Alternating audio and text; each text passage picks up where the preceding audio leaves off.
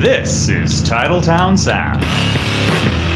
If Joe Flacco is worth a 4th round pick, Antonio Brown might be worth a negative 5th round pick. Again, I'm just a fat dude sitting on the couch, but I watch a lot of football. I'm here to kick ass and make steaks, and I'm all out of steaks.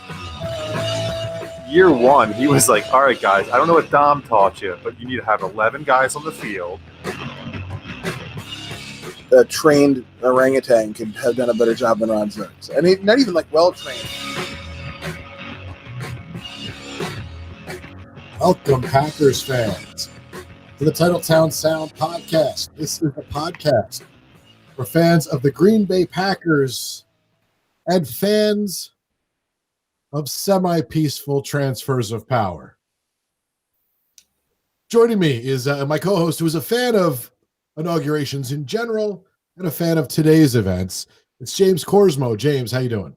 Love me some SPTOPs, man. What? Whatever you said, but with letters. Acronym. Semi-peaceful transition of power. Can we start over? No, No? Okay. Sorry. Very few are listening anyway. Kev, how are you doing? You said semi, and I got distracted. I'm doing pretty good.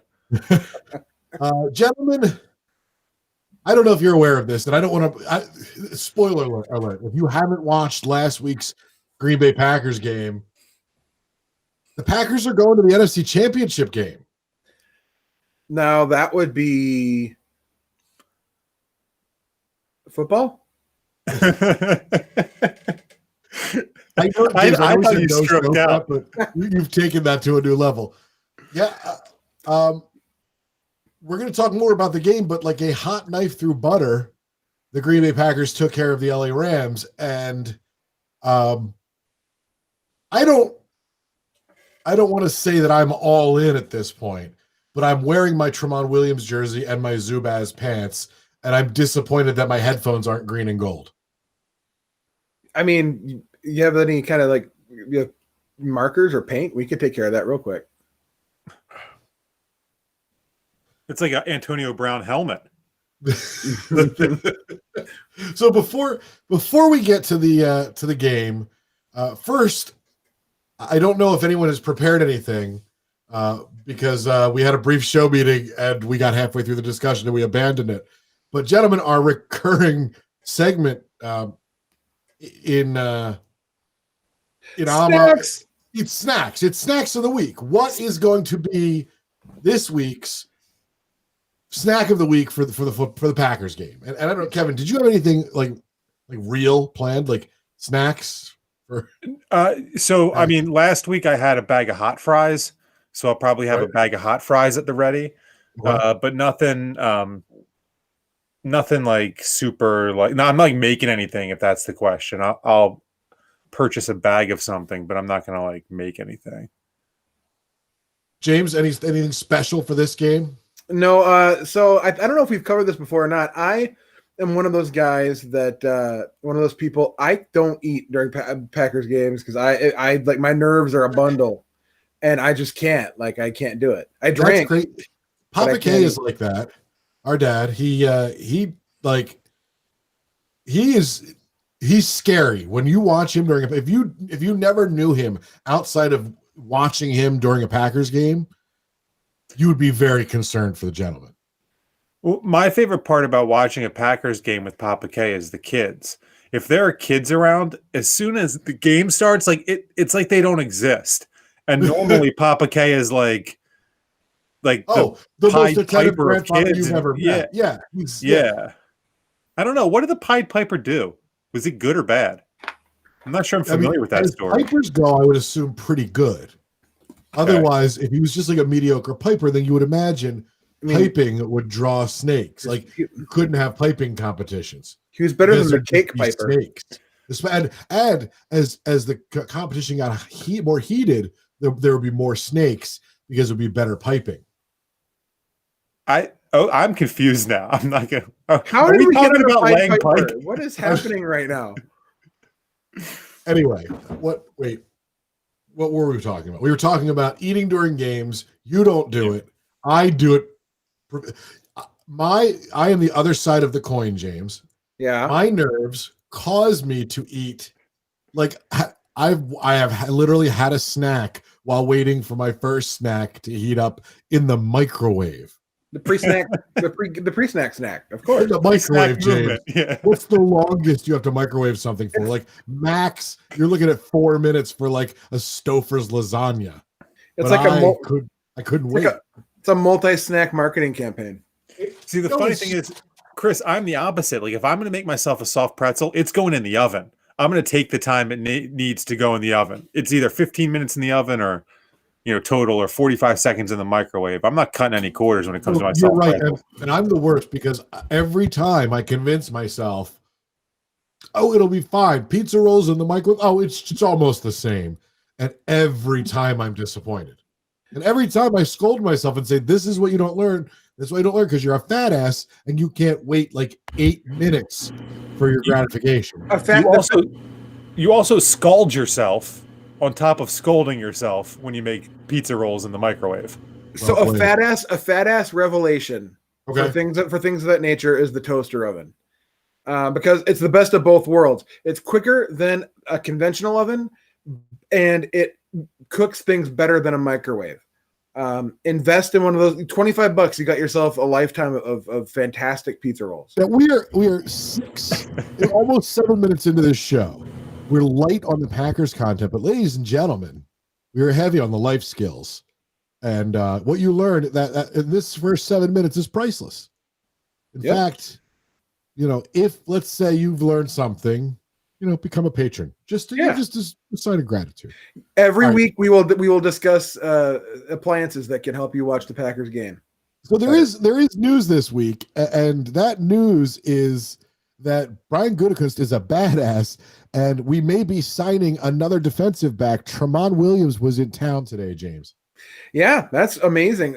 You cannot say that Goody's not all in. Like, he went out, he signed Snacks.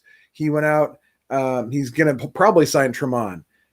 He brought in Tavon Austin, who I know, underwhelming, granted, but at least it's something he tried. It's an attempt. That's Yeah. It's a move.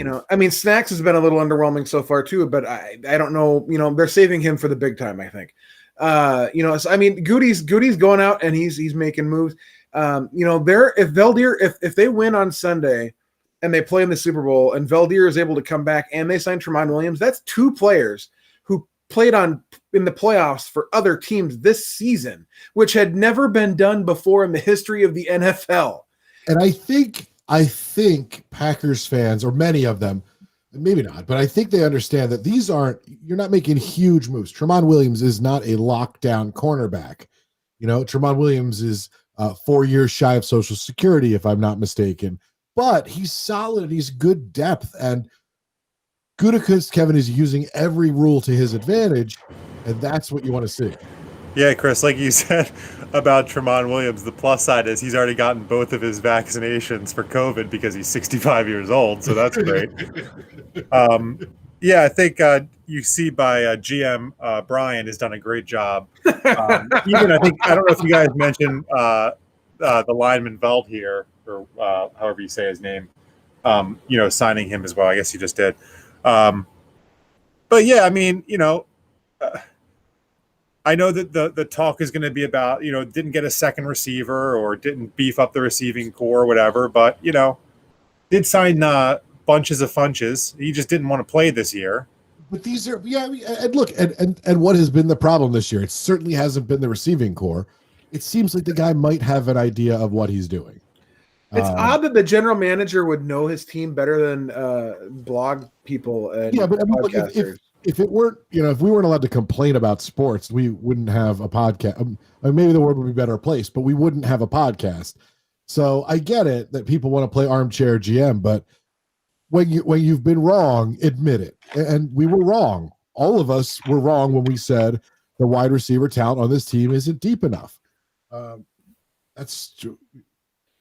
There is a small part of me that would be like, man, Justin Jefferson in a Packers uniform would be amazing.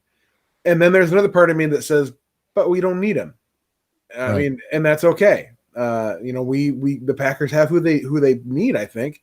I guess we'll find out on Sunday, but I think the people that freaked out on draft night really should, probably chill out a little bit. So the Packers could add that depth with Trevon Williams. I don't think it's a great move if they can do it. So let's talk about the Rams game that was.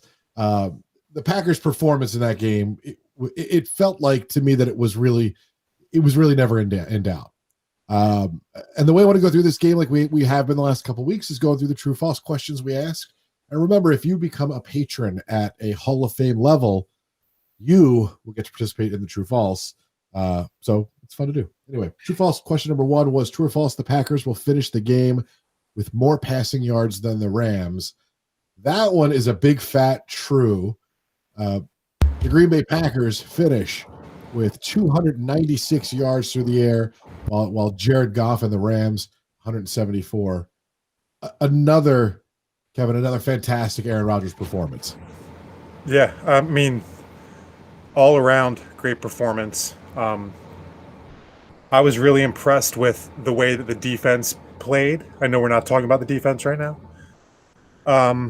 But yeah, I mean, what wasn't to like about that whole game, right? Like, tell me one thing and I'll be like, shut up, because I don't care. That was a great game. Sorry, I'm a little out of breath. I had to run upstairs. Oh, sorry. If I'd been paying attention to the video, I might have known that. But James, Aaron Rodgers' performance, if there was any doubt that this man should have been the MVP in the regular season, his performance in the playoffs thus far has left no doubt, with 23 for 36 for 296 yards with 2 touchdowns. Mm-hmm. Those of us who said Aaron Rodgers was getting older and was showing his age in his play, we were wrong. I admit that. I was wrong. I feel so vindicated. It's amazing. Can I just say, too, before we continue, that this week, I didn't even have to do any research to find the answers to the questions, because like 6 minutes after the game ended, I got an email from Scott Neer that said, I got all the questions right. I was like, sweet, there's my research. I'll just go with Scott's answers. So I'm hoping Scott wasn't lying to us. But by the way, if you're wondering, would we just trust a patron like that? Yes. Yeah, we definitely would. Yeah, that's the Scott Neer level. That's when we indefinite trust. Oh no, yeah. Actually, in fact, if any game in the future, if Scott emails and says, I got them all right. Yep, you did, Scott. Yeah, I mean, if the Packers lose on Sunday and then on Super Bowl Sunday we get an email from Scott saying, congratulations, Packers, on the Super Bowl win, we will have a Super Bowl show. We will. It's canon. That's just how it's going to be. We love Scott. All right. Let's talk about the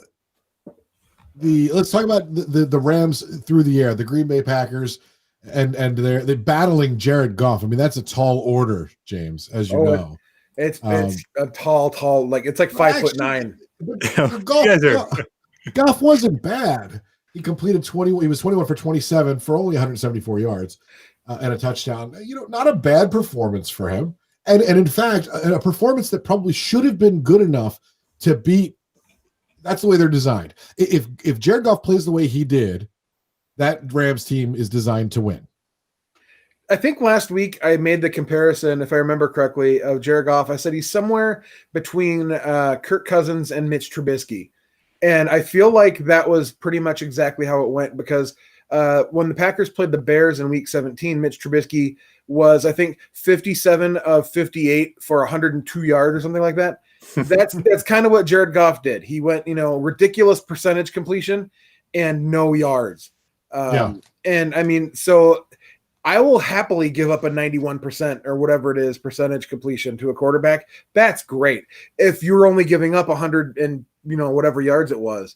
Jair Alexander, again, I know we're not really talking about the defense, but Jair Alexander is the first cornerback first defensive back, and I want to say it's since like 2006 or something like that, that allowed negative passing yards on routes that he covered. Wow. I mean, that's impressive. And, so Jared Goff, again, he's hurt. He has the banged up thumb, but the pass rush was getting to him.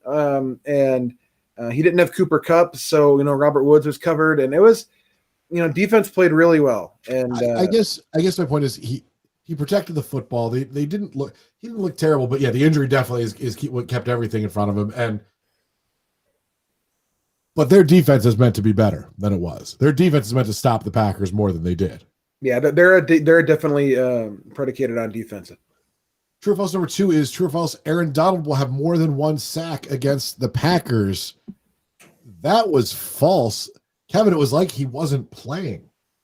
He wasn't for most of the game, right? I mean, it seemed like he was in there for half the time. How many snaps did he play? Did you guys see a snap count on him at all? I think it was less than 50, but I'm not positive on that. I don't think he played most of the second half, to be completely honest with you. I don't remember seeing him very much at all in the second half. So I don't know if he banged up that rib again or what. Or if he was just embarrassed that Elton Jenkins took him to the woodshed for a half. Oh, wasn't that great to see? Elton Jenkins, a second-year player, right? Like, just brand spanking new to the league. Yeah. Took Aaron Donald and made him completely irrelevant and frustrated him to the point where Aaron Donald felt the need to just smack him across the face for no apparent reason. Where Aaron Donald could have gotten ejected from the game. And because he's Aaron Donald, he wasn't ejected from the game. But I mean, Aaron Donald was I think the 4th least impressive Donald in that game. Or Aaron. I'm sorry. Aaron. Donald Duck. Donald Duck. Second most impressive Donald this week. Yeah, I mean, Donald Trump had a better week than Aaron Donald, if we're going to be honest. Oh, wow. At least he doesn't have to work anymore. All right. He did so much of that before. But when you think about what this Green Bay Packers offensive line has been able to do with it's been a patchwork this year. And despite the fact that it's been a patchwork and that you've lost the best offensive tackle in football, they didn't miss a beat. I mean, James, how does this team go from having an offensive line that relies on Don Barclay for its, as its saving grace to, fast forward 3 or 4 years where you've got an actual offensive line with depth? How does that happen? Do you know how much I have drank to try to forget Don Barclay? Thanks. Well, I'll tell you how it happened. Matt LaFleur got hired, and he brought Adam Stenavich with him. And Adam Stenavich is the Packers offensive line coach, and he's the unsung hero of the team. Like nobody ever talks about him. Not a whole lot of people know his name, but he is a huge factor. He's getting like offensive coordinator buzz around the league. Wow. That doesn't happen very often for just an offensive line coach. So, and also Goody, got to give Goody and even Ted Thompson credit because both of them went out and they drafted guys that are that are producing for the team, or they went out and signed like Rick Wagner. I don't know if you guys feel the same way, but Kevin, it's almost frustrating for me to see how many all-purpose offensive linemen they found that are effective, and for so many years it seems they couldn't find a starting 5 that were all effective. Well, it's like the law of averages, right? Like up until last year, this year, all those guys on the offensive line were duds, but now they're actually not duds, and it's all at the same time. So I think that's technically the gambler's fallacy. No, why are we talking about wieners? Why are we talking about Kenny Rogers' wiener? I am not naming this episode Kenny Rogers Wiener. Oh, we can talk you into that. Is it an Kenny Rogers said? You gotta know when to hold it. Oh, did I make him do a spit take? Tell me that I made him do a spit take almost. Where were we? Oh, is Wiener an I before E situation? I don't know. That third eye. I'm just trying to recover from that rim job I just got. Thank you. Here we go. All right. What were we talking about? Oh, the Packers. True or false number 3 was against the Rams, the Packers will score on at least 33% of their drives. And gentlemen, I don't know if you saw the game, but I believe if my math, and don't correct me if it's wrong because I've got something kind of riding on this. So Oh shoot, I forgot. Hold on, just vamp for me. I forgot my new soundboard has this thing going on. Okay. Anyway, as I was saying, I don't know if you guys noticed, but the Packers had 9 total drives in the game. Did you guys know that? I did not know that. I didn't count them all. 69, dudes! Nice. Gentlemen, 69! Nice. gentlemen, this is unprecedented. And in fact, it's so unprecedented that I've had to move segments of the show around because the Green Bay Packers had 9 offensive drives. James, how many do you think they scored on? 4. This is the best natural laxative to clear all the stuck poop in your intestines. You will lose 3 kg in one day. This So 6. is natural. That's right. We have a natural, ladies and gentlemen, because they scored on 6 of their 9 drives. The offense, I mean, there's not a team that I'm afraid of with the way this offense played on Sunday or Saturday, whatever the hell day that was. Yeah, that was it was a hell of a performance against really, really good defense. Jalen Ramsey was kind of made a fool of, which is always fun to see. And Devontae cooked him so much. It was great. I mean, how you don't put up, nearly 500 yards on this defense. That doesn't happen. And yet the Packers did it with seeming ease. Kevin, do you feel the same way I do, that there's really not a team that I'm afraid of with the offense playing the way they are? Yeah, I mean, I think that the only team that can stop the Packers right now are the Packers, as cliche as that sounds. I mean, I think they're the best team that I've seen, at least this football in the playoffs. I thought you were going to say at least in football. There's a cricket team out there and they kick ass. Crystal we're only Palace talking football for tonight. Yeah. Hey, Crystal Palace is my team. Lay off. That's where it came from, James. Yeah. Yeah. So they're not good. As you guys know, I was a little bit more weary going into the first against the Rams than you guys were. I feel like you were. And I feel like going into this game, I'm less weary than you guys are. Because for me, I think it was all about making sure that there wasn't that rust coming out Right. hot against the Rams was so important because of how good they are with the lead. The fact that we were able to do that, like kind of, this team is very good and they definitely have the potential to win it all, whether or not they do that, things happen, but like, I don't know. They're fun to watch. I'm hoping that Tom Brady doesn't have a rabbit, but Well, I will talk about that a little bit later, but I think the way the Packers played, you had brought up before, you were concerned about coming off of a bye because this team doesn't have the best record, even under Matt LaFleur, coming off the bye. Yeah. Or in the playoffs, and one and done is such a fear. And I think those were valid fears to have. And I think you're right. Seeing them get past that, seeing them play as well as they did after the bye was really refreshing. Yeah. And I'm not really worried about it. Hey guys, we have our first troll on YouTube. That's amazing. You know what? I am proud right now because it took us like a while, but we got a troll finally. It says Tom Brady gonna expose your D. Oh, that's sounds like I wear a very tight belt, Raphael. Yeah. Ain't nobody exposing my D. Nick Foles, on the other hand, his D is always exposed. I mean, it's visible. It's like a relief map, really. Love when it makes James giggle. So the Packers, I didn't even realize. And by the way, that's 6 out of 9. It's really 6 out of 8 because that last drive was just they just killed the clock. But the Packers, what were we afraid of?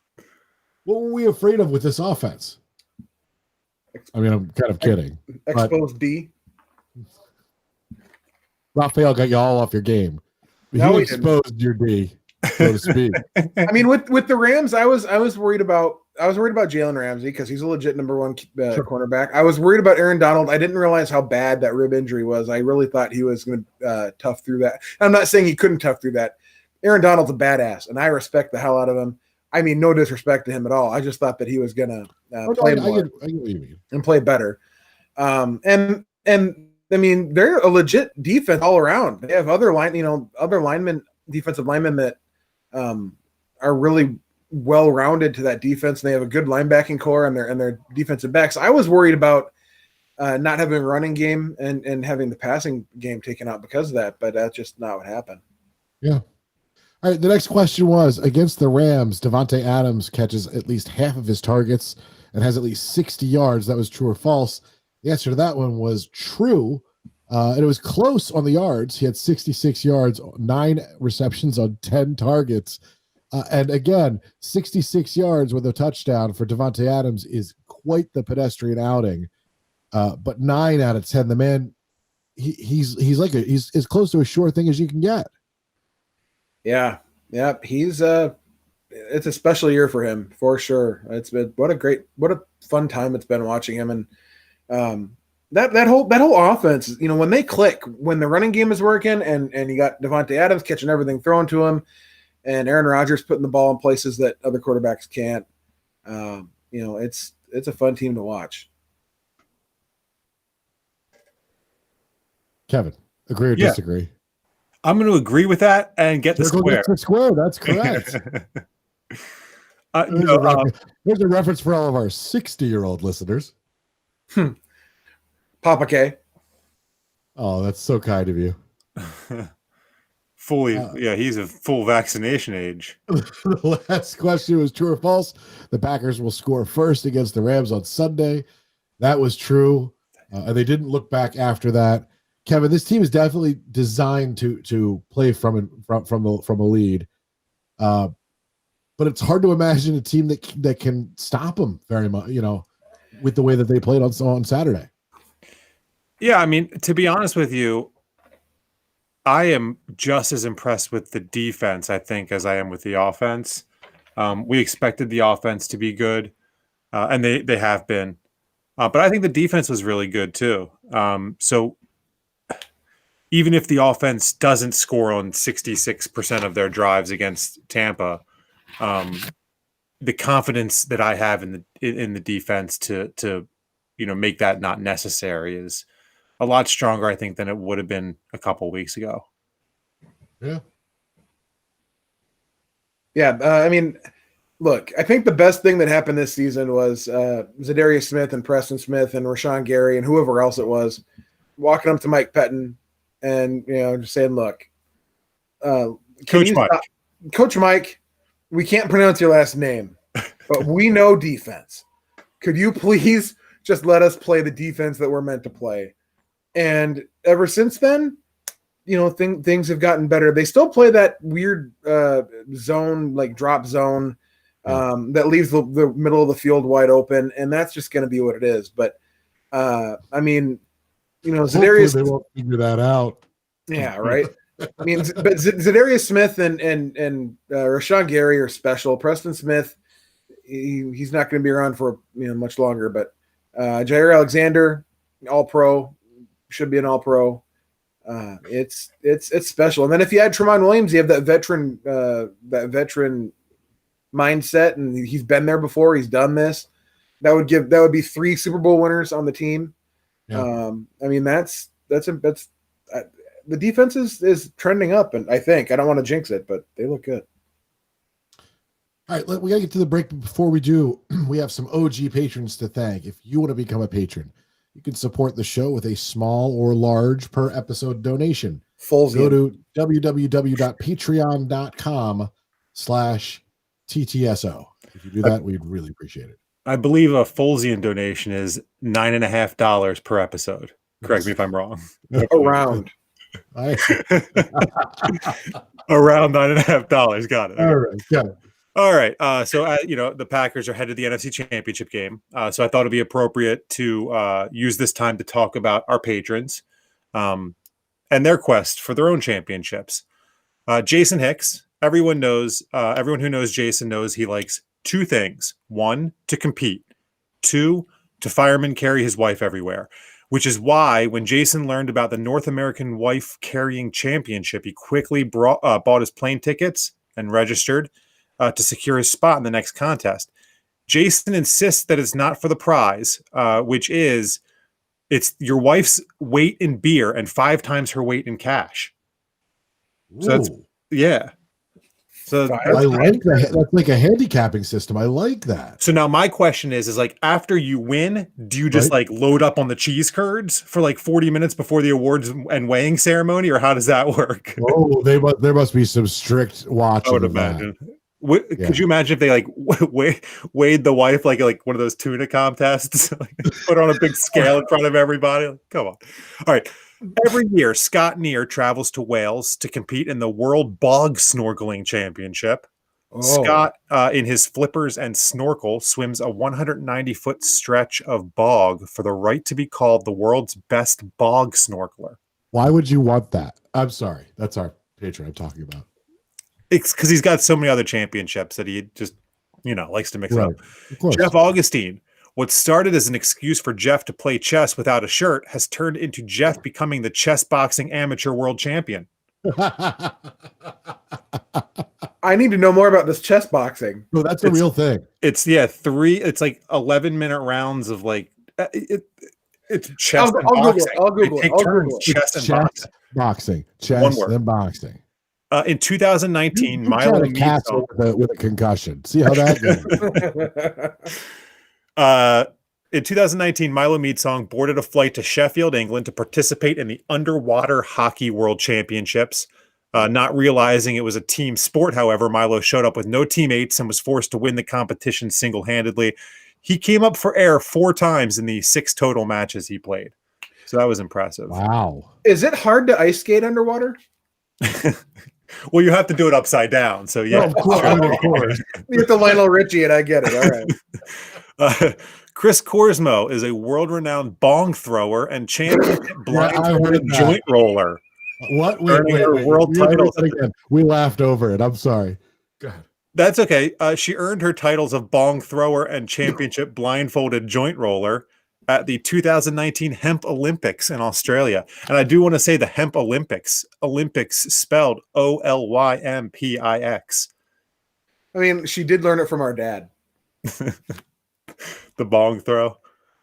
A bog snorkeling bong thrower. You might not have known that. Come on. That's the biathlon. That's what that is. And finally, James Hamblin. He knew that he wanted to be a world champion of something, but he wasn't quite sure what it would be. After extensive research, analyzing his strengths and weaknesses, he decided he would give a go at the Air Sex World Championship. This event, which takes place in New York City, pits fellow competitors against each other as they mime and act out the most ridiculous sex acts they can think of.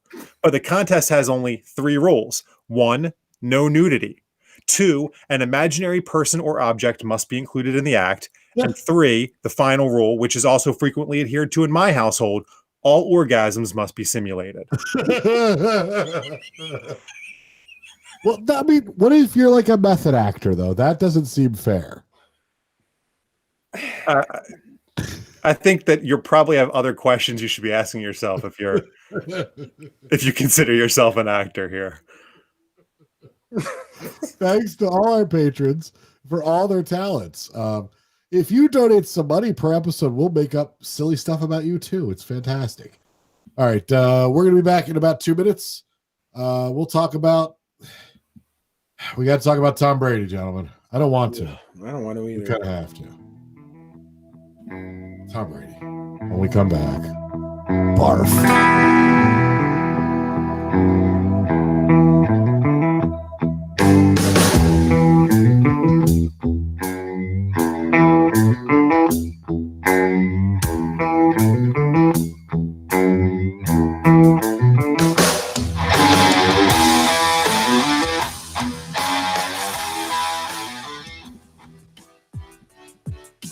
Did you know that you can help support our show financially without any additional cost to you?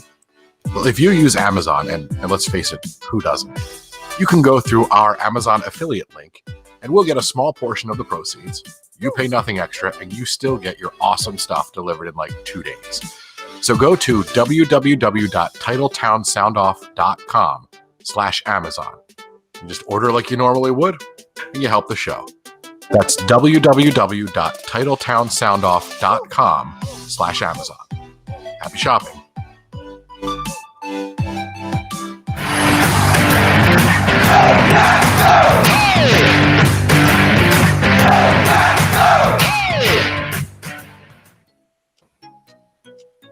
If you would like to support the show and help others find it, give us a review and a rating. Go to Apple Podcasts and write something nice and give us 5 stars. Thanks.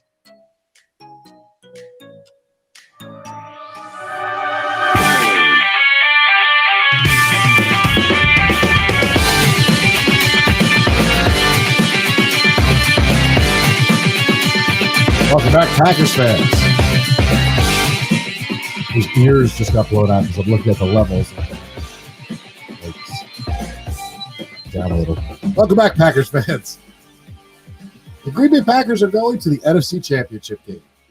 We're going to talk about that, but before we do, we have some Hall of Fame patrons that we need to discuss. James? We do have some Hall of Fame patrons. We have Paul Goldsack, Kyle Turpening, DJ Lightfoot, Will Zinsavage, and Michael James Crowder. Now, these guys, speaking of champions and championships, they have formed a cappella singing group, but they only sing one song, and they're going to be singing it at the NFC Championship game at halftime. They're going to stand at midfield, and it's going to be an a cappella rendition of We Are the Champions, just those guys, no instruments. Wow. Tune in. Strong. No amplification needed from what I understand. Right? Not at all. Latin. They're going to be singing it in alphabetical order. By height. All right, gentlemen, let's talk about the upcoming game against, of course, Tom Brady and your Tampa Bay Buccaneers. First of all, never thought I'd see the Tampa Bay Bucs in the NFC Championship game back in the days of the creamsicle uniforms. But second of all, did it have to be Tom Brady? Yeah, I mean, it wasn't going to happen without Tom Brady. I hate that guy. If it's not Tom Brady, it would be Drew Brees' farewell tour. It was going to be somebody, right? True. And if they beat Brady, it'll be Patrick Mahomes. It's always going to be somebody. They're in the playoffs now. All right, fair We're enough. in the playoffs now. Do you have our true or false? I do. Prepared. All right, let's go over our true false.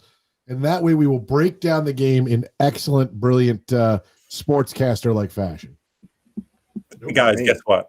I've got 6 questions this week for a special NFC Championship game edition. Double shot. No, that doesn't. That was nice. That was good. So you, Chris, you specially requested that we discuss the mystique of Tom Brady. Oh, I'm sorry, Kev. That was the Musk of Tom Brady. No, yeah, I did. Okay. So I did a little research, and I have a couple of questions. The first 2 questions are going to be Tom Brady related. So if you want to wait to the second question to discuss, we can. Perfect. Okay. Question number 1, and Chris, we'll start with you here. In 13 championship round playoff games, all in the AFC, Tom Brady has a completion percentage of 62.3% and averages about 261 passing yards per game. By comparison, Aaron Rodgers in his 4 career championship round games averages a 63.5% completion percentage and about 259 passing yards. True or false, in the NFC Championship game, Aaron Rodgers will have a higher completion percentage than Tom Brady by at least 1%.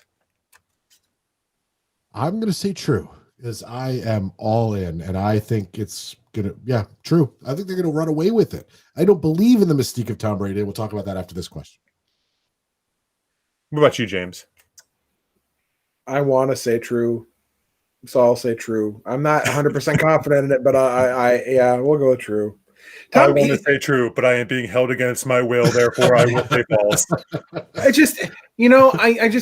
The week 6 keeps popping in my brain, and it makes me sad, and I don't like it. You know what, James? It popped in my brain here, but here's what I thought about that. think about it this way. First of all, the Buccaneers, they beat the Saints after getting beaten twice by the Saints, right? True. You learn more from a loss than you do from a win. And I think the Packers, that loss benefited them more than a win in that game would have. I agree. I mean, just specifically Aaron Rodgers related. I mean, I think in the week 6, Devontae Adams was still coming off his ankle injury.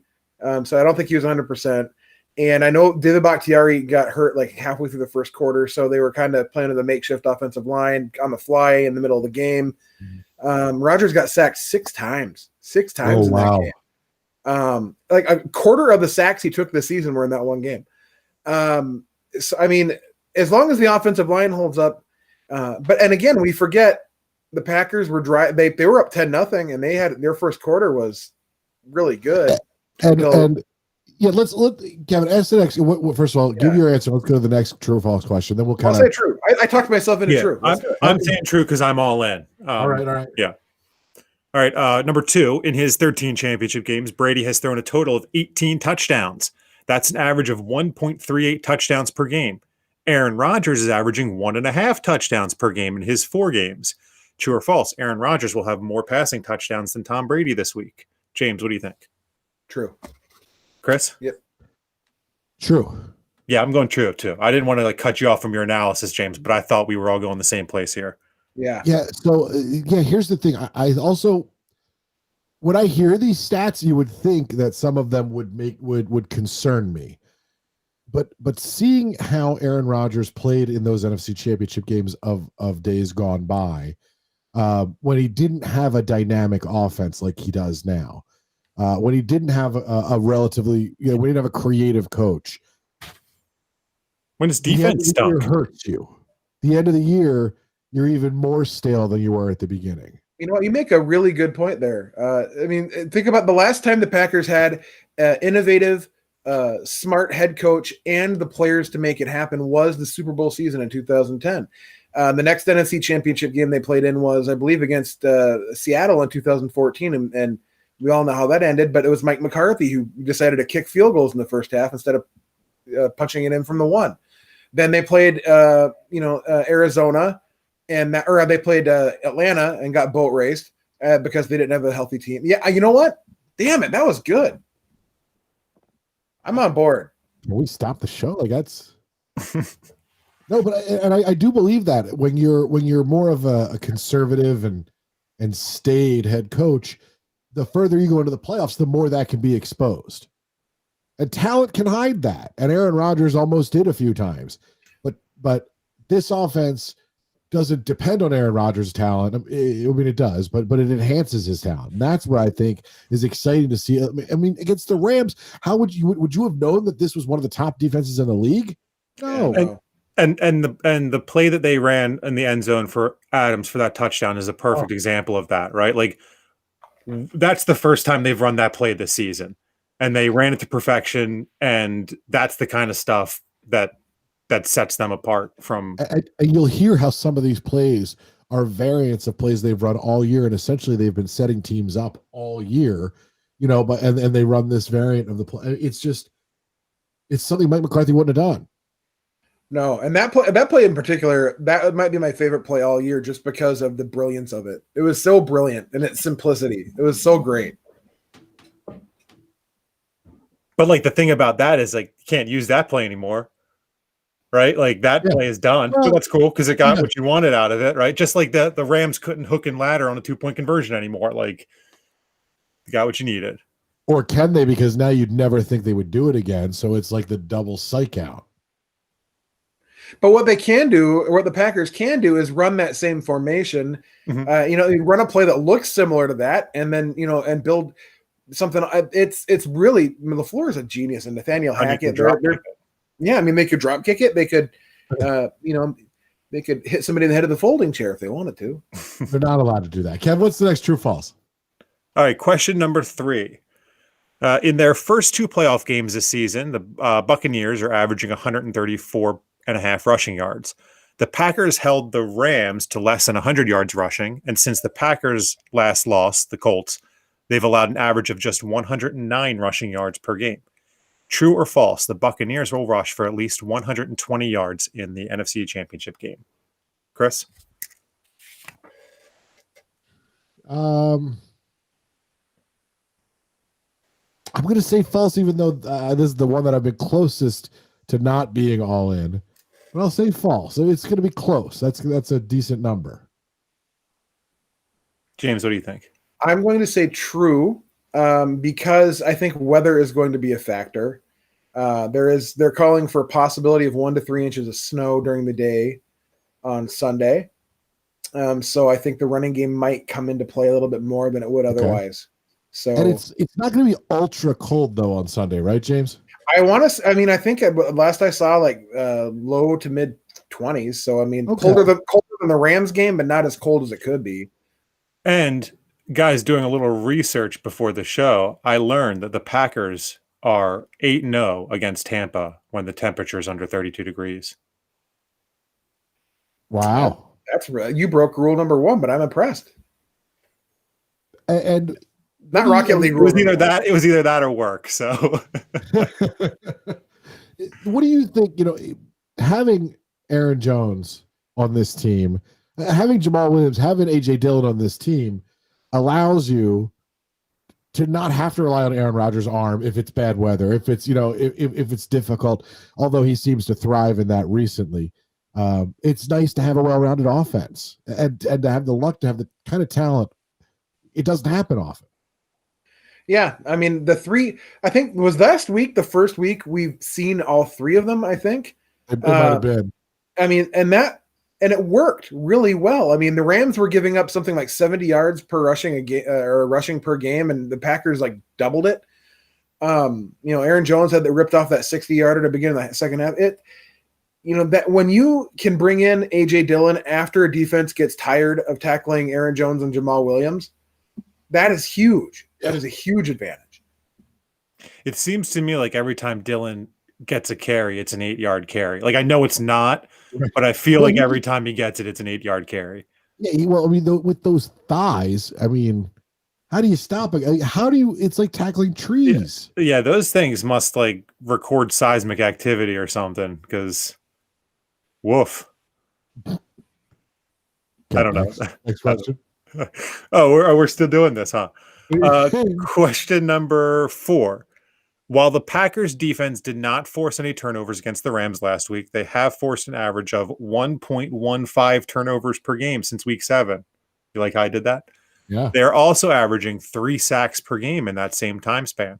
True or false, against the Buccaneers, the Packers defense will force at least 1 turnover or record at least 3 sacks. Chris, what do you think? All right, so read the the money line there again. The Packers defense will force at least 1 turnover or record at least 3 sacks. True. Yeah, I cannot let myself believe they won't force at least 1 turnover, because if they don't force at least 1 turnover, no, they could still win. They can just shoot out them. But anyway, I think they will. James, what about you? I'm going to say false. The defense in week 6, it hasn't changed a whole lot since then, and they couldn't get to Brady then, unless that talk to Pettin. But I'll false. I'm going to say true. I think that the makeup of the teams is different since week 6, and why not? And the makeup who's going to stop me? Wearing also different. It's true. Lots more mascara. The wig game is really strong too. Smoky eyes, as far as the eye can see. They're on fleek. All right. Question number 5. Against the Rams, Devontae Adams and Robert Tonyan were targeted a combined 14 times for a total of 13 catches for 126 yards and 1 touchdown. True or false? Chris, listen to this part. True or false? Against the Buccaneers, Tonyan and Adams will combine for at least 13 catches and at least 126 yards and at least 1 touchdown. All right. 13 receptions, right? Mm-hmm. Wow, you're really okay. Hey, you know what? I'm true. I mean, there's no prize. True. That's true. That is correct. You get a bonus point. True. James, what about you? That's way too many variables for my liking. I'll say false. I'm going to go with true because statistically, James is the worst at true or false among the three of us. So if I go against him, You're just feeding James in true false. Look, he's not lying. What am I supposed to do? Like, it's true. He's absolutely right. I suck. It's not false. Okay, question number 6. Okay, so while I was trying my best to write questions that didn't directly relate to the Week 6 debacle, Chris, you specifically requested I do an Aaron Rodgers turnover question. So here it is, jackass. In that game against the Buccaneers in Week 6, Aaron Rodgers threw 2 interceptions, was clearly confused or not prepared for what he was facing that day. Perhaps he had diarrhea. I have that written on my notes. Wasn't able to concentrate to the best of his ability. True or false? In the NFC Championship game, Aaron Rodgers will throw at least 1 interception. Chris, what do you think? False. Dun, dun, dun. James, what do you think? I'll say false as well. I'm going to say true. So I don't think that it matters. The But I reason I think wanted you to put a question about turnovers is my point was, I guess that game in Week 6 is not the debacle that it was if not for terrible turnovers that are so uncharacteristic of the Packers. They were rolling until they started turning the ball over. So that again gives me hope that this is not something to worry about. This was an anomaly, and this team is, first of all, a better team. Second of all, if they weren't even playing at their best as they were constituted at the time. If that makes, I don't know. Just go with it. Well, according to my question, Aaron Rodgers was not constituted because he had diarrhea. Constituted. That's my last question. All right. That's your last question. And we do, gentlemen, we have one voicemail this week. So I'm going to play this voicemail. I'll let you be the judge of the call.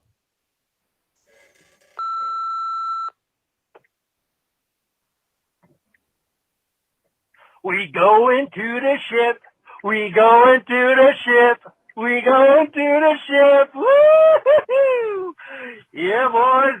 Yep. My left is happy. Anyway, boys. Well, the game. Let's see who stands in our way for tomorrow. Anyway, just wanted to call in. I know I'm not at Lambeau. Of course, I'm in my car and my left, of course. I was thinking about you guys. Anyway,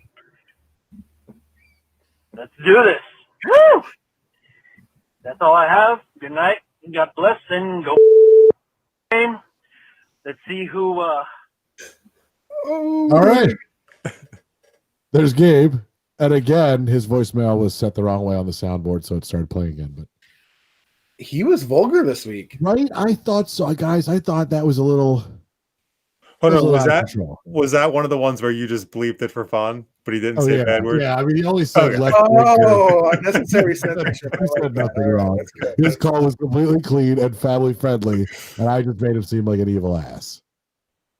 So I like to know call again soon. No, we did that before. Gabe was a good sport about it. If you call in and we'll do the same to you. It's fine. All right. Did I forget this week to put? I'm vamping again. I don't know what I don't know what you're thinking about. So there's a problem. I'm looking to see if I have the spread 'em sound effect, and I don't think I do. No, I don't look at the document.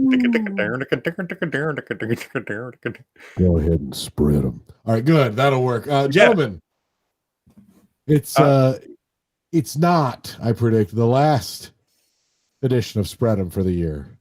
Remember, we're on the very edge. These games can be over at any moment. Unless we're losing, then we extend the games as long as we choose, sometimes for seasons at a time. But Kev, what's the spread for this week? So the spread right now, I believe, is 4. But to avoid any unsightly pushes, we're going to set the spread at 3.5. Do you mean like because it opened at 3.5? Push like a coup, like a TSCH? No. No. It's an insurrect. No. What is it? Did you guys hear? I don't know if you guys heard this. Donald Trump got impeached twice. Kevin, so what did we chose to go with 3.5? Packers favored by 3.5. We did, yes. Packers are 3.5 point. Which is when that line popped up. that the Packers were only 3.5-point favorites. No, they're 3.5-point favorites. When that line popped up, I immediately bet it because I think 3.5. I thought 3.5 was too low. I'm confident the Packers cover. James, you know me, Tampa I know Bay. you. Yep, I'm going to go Packers. Tampa Bay. What? I don't know why you called it Tampa Bay. I was going to ignore it, but then I was worried for a second that something went wrong. Well, no, the Bay is spelled B-A-E. Tampa Bay. Is that Jamaican? No. You're making me crazy. All right. Am I more true or false? What's going on? We're done. I don't know. The show is, essentially the show is over. It's been over for about a half hour if you've been paying attention. 2.5 months if you've been listening. When do we review the movie? It's very complex. Gentlemen, does anybody have anything to sound off about this week? Briefly, I would just like to say congratulations to Phillip Rivers on completing his retiring today after 17 years and 18 children in the league. He honestly, I've always enjoyed watching him throw a ball with a motion that shouldn't propel a ball forward. It's incredible. It defies physics, and for that, I thank you, and I enjoy your brood of children and however many more you have. And that number changes by the day. Kevin, anything to sound off about this week? Yeah, the QAnon reckoning is pretty funny, guys. Yeah. Like all these people who it's pretty funny. So yeah, read some quotes from some people. Yeah, so there's I've seen a bunch of articles out there about like what's happening on the message boards when people realize that they were fed giant heaping piles of horse ass. Well, I was reading this article and there's like some quotes and it's Trump fooled us, complained one commenter. All my family and coworkers think I'm crazy, wrote another. I feel stupid, wrote a third. Yes, yes, and yes. Like you're correct. All those things are correct. America's great again. For some of them, I start to feel sympathy or empathy accidentally because I feel like they were totally fooled and lied to constantly. But then I remember at the heart of a lot of it is racism, so then I don't feel so bad. It's like multi-level marketing for racist, xenophobic a-holes is what it is. It's not like these people didn't rent out their apartments because they were black people trying to rent apartments, right? These people actively tried to overthrow the government because of the same reason. Yeah, don't get me wrong. Anyone who showed up on January 6th, I feel no sympathy for whatsoever. But for those who are on message boards who were just lonely a-holes who got lost in the lies from the president and from QAnon, which is a fake made up message board troll, I feel some sympathy for them. Wonder if that Raphael guy is QAnon. Probably. I also had something else that I wanted to say, but I forgot what it was, and it was actually pretty good. So I'm a little bit mad. I'm hoping if I'll give you credit. In the show notes, I'll say Kevin had an amazing thing to tell you too. Tune in next week or something. Yeah, I guess that works. That'll work. Yeah. Okay. I don't have anything to sound off about specifically, except for anyone who chooses to make negative comments about Kamala Harris on the day that she shatters one of the most amazing glass ceilings to ever be shattered. You can gag yourself with my dirty underpants after I play softball.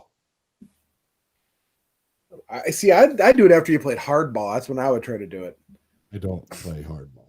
No, not that you know of. I play hard to get. All right, gentlemen. Anything else to add before we get out of here, Kev? No. I got the best color guy in the league for nothing. I never do. You know that. I know, James. Okay, go ahead and tweet us the word inoculation. Beauty. No. Well, I'm getting looks. That's a good. No, that's a good. It's just going to be tough to spell. That's all. Okay, shot or phonetic. Don't just get close.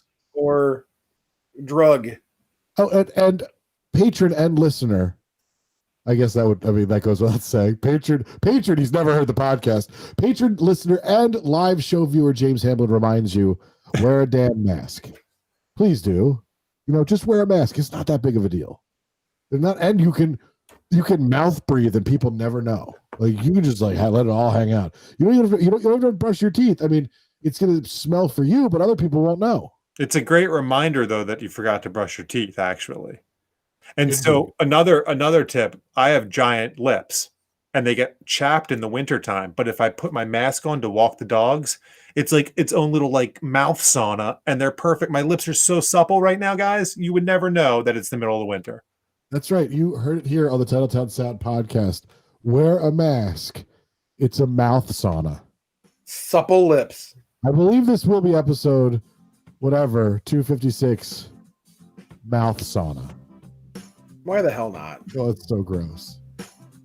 It just sounds like a team harmonica. Pass around the mouth sauna.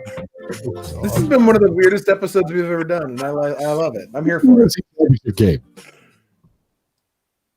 The preceding podcast was a production of Productions Institute LLC. Copyright 2019. All rights reserved. Don't steal our crap. Get the hell out of here.